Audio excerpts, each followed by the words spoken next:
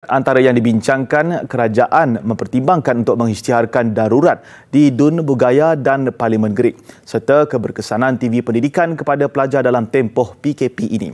Butirannya kita berita langsung bersama wartawan Juliana Syarin di Parlimen. Silakan Juliana.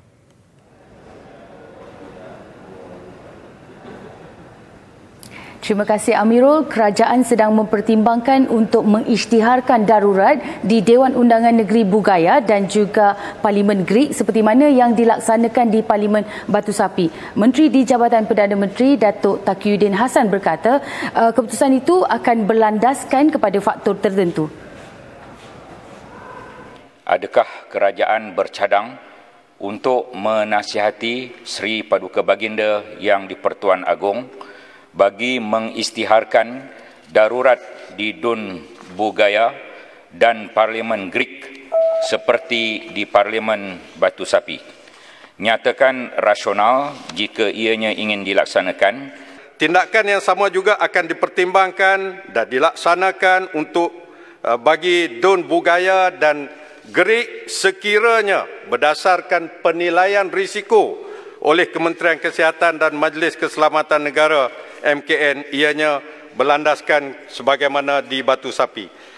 Beliau berkata demikian ketika menjawab soalan ahli Parlimen Pontian, Datuk Seri Ahmad Maslan pada waktu pertanyaan Menteri pagi tadi. Datuk Seri Taqiyuddin menjelaskan antara masalah di Batu Sapi ialah didapati bahawa pematuhan garis panduan SOP yang ditetapkan oleh MKN berkemungkinan besar tidak dapat dipatuhi sepenuhnya. Selain itu, sehingga 6 November lalu, hanya 143 petugas pilihan raya daripada 837 petugas yang diperlukan sanggup untuk bertugas. KKM juga ujarnya memaklumkan untuk menyediakan pegawai dan kaki tangan kesihatan bagi mengendalikan lebih 32,000 pengundi di Parlimen Batu Sapi. Malah katanya kebimbangan pengundi di kawasan berkenaan berkaitan jangkitan COVID-19 juga dijangka menyebabkan peratus keluar mengundi rendah.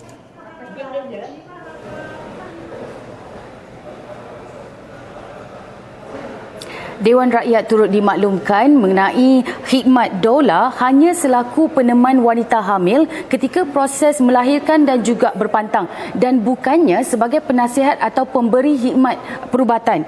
Menteri Kesihatan Datuk Seri Dr. Adam Babar berkata kehadiran petugas kesihatan yang terlatih diperlukan ketika kelahiran di rumah. Plan Kementerian untuk mengawal atau regulate trend kelahiran menggunakan khidmat doula di Malaysia untuk memastikan tiada peningkatan kadar kematian, kelahiran tidak selamat dan juga kematian ibu atau anak yang dapat dielakkan. Bagi kes-kes berisiko rendah yang memilih untuk bersalin di rumah, semua anggota terlibat diarah untuk mengendalikan ibu mengikut garis panduan ini supaya anggota kesihatan tersebut dapat segera bertindak memberi bantuan kecemasan jika terdapat sebarang komplikasi yang mungkin timbul terhadap bayi dan ibu semasa atau selepas kelahiran. Beliau berkata doula di Malaysia tidak berdaftar dengan mana-mana pertubuhan, malah latihan serta perkhidmatan yang mereka berikan juga tidak jelas. Tambahnya, kumpulan doula atau bidan tanpa pengiktirafan adalah bukan jururawat kebidanan kerana mereka tidak berdaftar di bawah Akta Bidan 1966.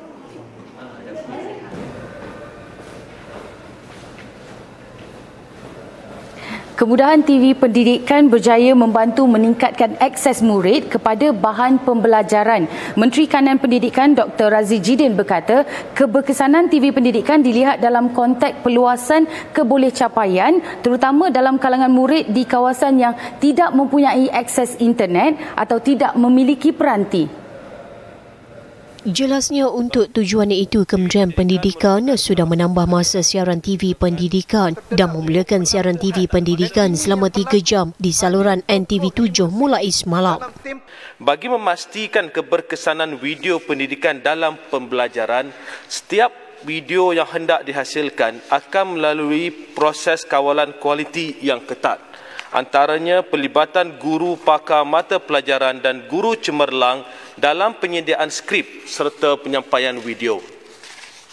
Ini bertujuan untuk memastikan video yang dihasilkan selaras dengan keperluan kurikulum mata pelajaran tersebut. Tambahnya, video yang dihasilkan perlu menggunakan piawaian penyiaran antarabangsa untuk menjaga kualiti teknikal penerbitan, selain perlu melalui satu lagi proses kawalan kualiti di stesen berkenaan.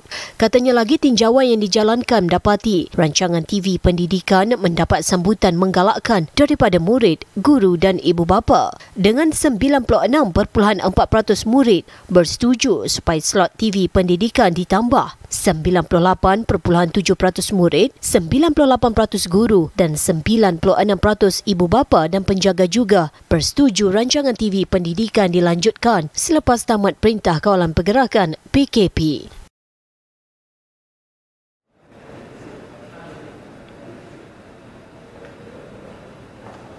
Persidangan Dewan Rakyat ketika ini sedang hangat membahaskan rang undang-undang perbekalan belanjawan 2021 yang mana anda boleh tonton secara langsung menerusi Facebook Buletin TV3. Sekian dahulu dari saya Juliana Syarin, kembali semula ke Seri Pentas.